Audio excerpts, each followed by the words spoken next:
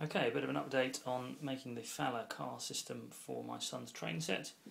I bought these electromagnetic switches or junctions from Poland. I'm gluing them in now nice and flat. One thing I've learnt is these Fowler cars really can't go over any bumps at all. It has to be a very flat surface. They can go up some slopes though, so we've made a very fine slope with some foam board, just cut away one end. It goes up a gradual slope to go over a level crossing, which I'm still constructing. The bus at the moment is just sitting there, not switched on obviously, and you can see that the reed switch just behind the rear of the front wheel is sat over a red circle where I'm going to put a solenoid which will, when switched on, will stop the vehicle at the level crossing. Now I'm going to make my own solenoids, or I have made my own solenoids out of some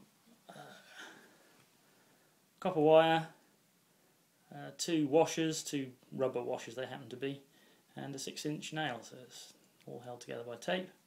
And then I'm going to push that bit of nail up just into that hole. I'm going to drill a hole big enough for the 6-inch nail, not for the whole solenoid, just for the nail, because that'll be magnetised. I read that. It's a good idea somebody had on the internet.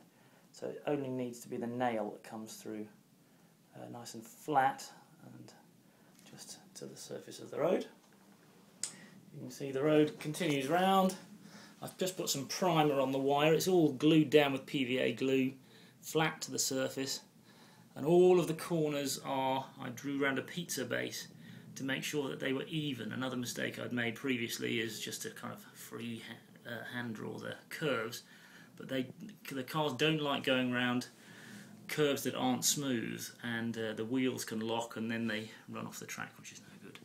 So you can come by the station. There's another little junction to go to a bus stop. That's actually the Fowler solenoid there, which is quite expensive, hence we made our own.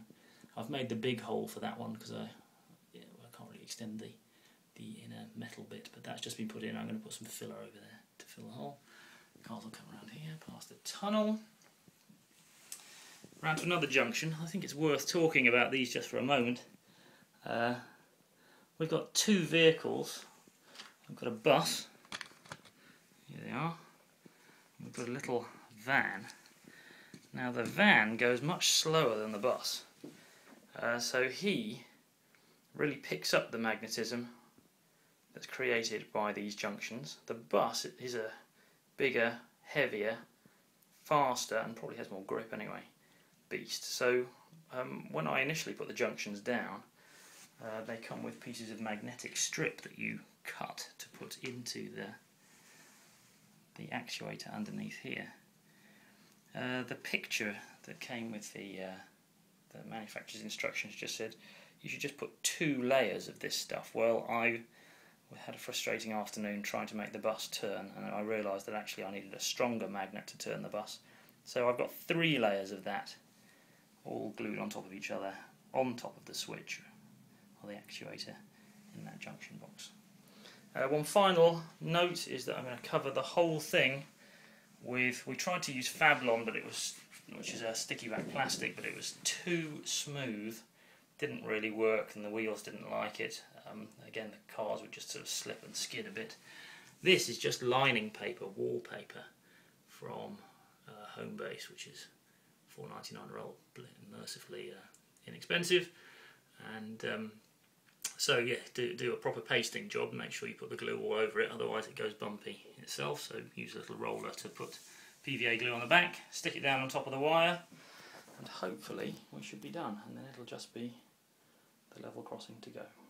I'll do another video about that.